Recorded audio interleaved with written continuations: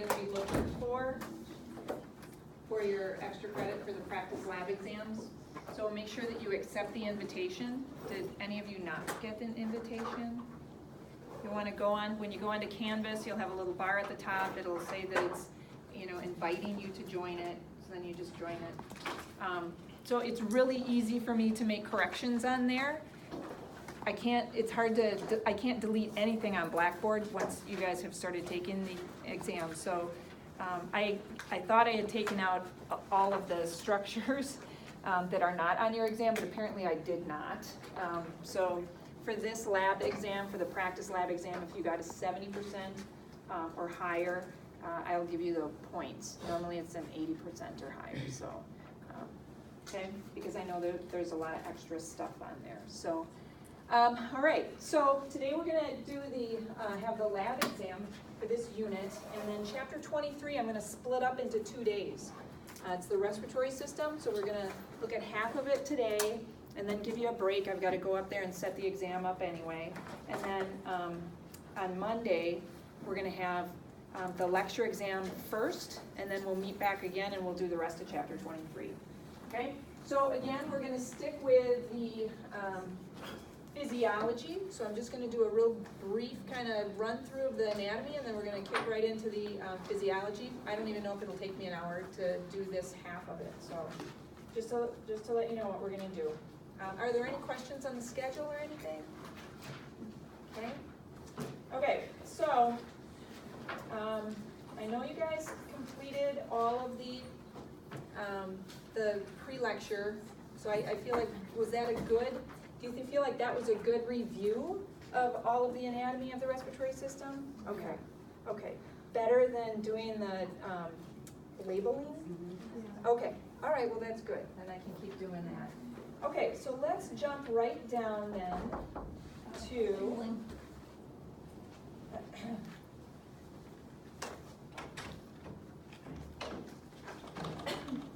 respiratory physiology. Okay? Hi.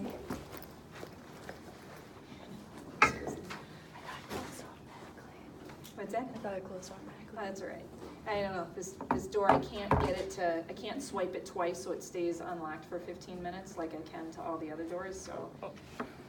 Okay, respiratory physiology. So we're jumping right into this. We're gonna be doing some things in lab next week too, where you guys are going to be using a spirometer to look at, your tidal volume, some of the other volumes, and then add, putting those in equations and looking at capacities. So it'll be a good way to actually apply this information. But we're going to look at respiratory physiology, and there's either external respiration, and that is bringing the air down, all the way down into your lungs from the environment and then into the interstitial fluids. Okay, so it's just bringing the air in and down to the interstitial fluids, and then taking the gases from the interstitial fluids and blowing it back out again. Internal respiration then is taking the oxygen from the interstitial tissue and having the cells absorb it, and then the cells generate carbon dioxide, and then they release it into the interstitial fluids. So that's internal respiration. Okay. Then that third one that you might remember is called cellular respiration, and that's how the cells actually use the oxygen and they generate carbon dioxide inside the cells. Okay, so a good part of this today, we're going to look at the 3 steps of external. We're going to look at the 3 steps of the external respiration. Right? So the 3 steps are pulmonary ventilation, gas diffusion, and gas transport. So we're going to definitely get through pulmonary ventilation today, right? And you guys should remember these. We went over them briefly in general, and now we're just going to go through them a little bit more in depth now that you're in advanced. So the first part, which is called external respiration, all that is bringing in air all the way through your respiratory tract, all the way down to the alveoli, and then blowing the carbon dioxide all the way back out. That's what external respiration is. It takes certain muscles to do that, takes some active processes, some passive processes. There's some different definitions. If you're quietly breathing, or if you're breathing under exertion, you're deep breathing. So there's some different definitions we're going to look at. After that, the gas diffusion is that when the oxygen is in the alveoli, it has to diffuse into the blood. And then the blood's going to carry it off to the tissues, and then the oxygen has to diffuse into the interstitial fluid, okay? Then the cells which are generating carbon dioxide, that is diffusing out into the interstitial fluid, that carbon dioxide now has to diffuse into the blood, get carried back to the alveoli, carbon dioxide diffuses into the alveoli, and you blow it out, right? So the gas diffusion happens at two places. It happens between the alveoli and the blood. So when oxygen leaves the alveoli and goes into the blood, carbon dioxide leaves the blood and goes into the alveoli. And then it also happens at the tissues, at the interstitial fluids. Oxygen is going to diffuse out of the blood into the interstitial space. Carbon dioxide is going to diffuse from the interstitial space into the blood. So that's gas diffusion. Okay? How is it getting in and out of the blood? And then the last thing that we're going to look at is when it's in the blood, how is it getting transported? So we know that hemoglobin is going to transport oxygen, and we know that 70% of the carbon dioxide gets carried by carbonic acid, but we're going to look at just a little bit more detail on that.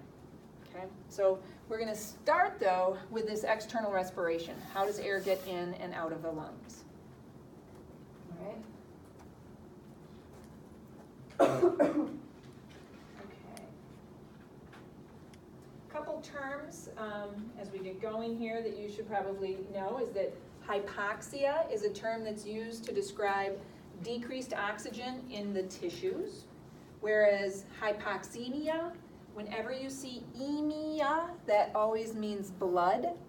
So hypo, okay, low oxygen in the blood. Right? Anoxia means a complete loss of oxygen supply.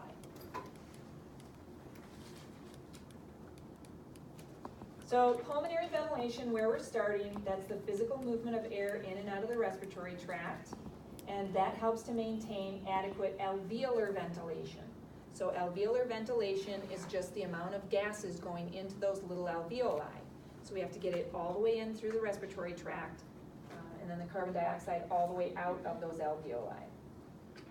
So we're going to start by looking at gas pressure and volume, and we're going to go a little bit slower than we kind of did in general because you guys have to understand the physiology of this. And we're first going to just discuss some physics of gas pressure versus gas of volume, okay?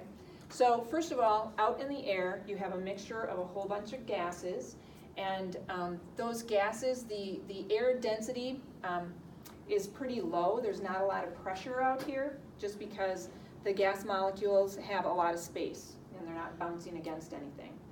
When you put those air molecules into a container, now those air molecules are bouncing against the sides of the container, right? So they're going to increase the pressure. There's going to be an increased pressure. So the volume of the container,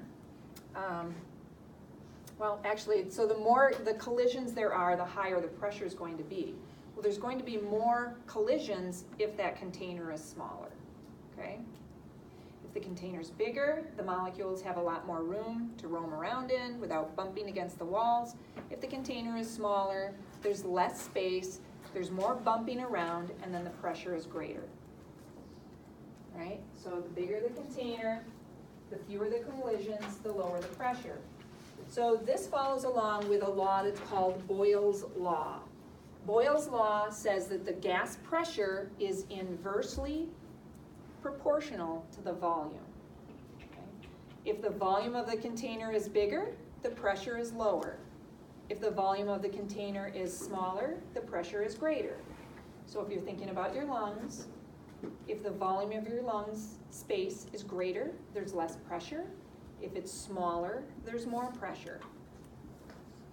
Okay, so here's the boxes that demonstrate it. Okay. Here's the molecules bouncing around. If we make that space bigger, the volume of the space increases, but the collisions decrease, so the pressure decreases. Volume increases, pressure decreases. In this example, the container is smaller, so the volume decreases. There's more collisions, so the pressure increases. Okay? So it's just kind of a physics type of law, but it goes along with our respiration. We know that when there's a pressure gradient, when there's no pressure difference between the outside air and inside your lungs, there's not going to be any movement of air at all. But when a pressure gradient is created, air is going to flow from higher pressure to lower pressure, right? Air will always flow from higher to lower pressure, okay? We're going to see this in our respiratory cycles. So in inspiration, air is going to go from a higher pressure out here to a lower pressure inside the lungs. With expiration, which is exhalation, the air will go from the higher pressure inside to the lower pressure outside. So now we're going to look to see, well, how do we create these pressure differences? All right, let's look at the diaphragm. When the diaphragm contracts, it moves inferiorly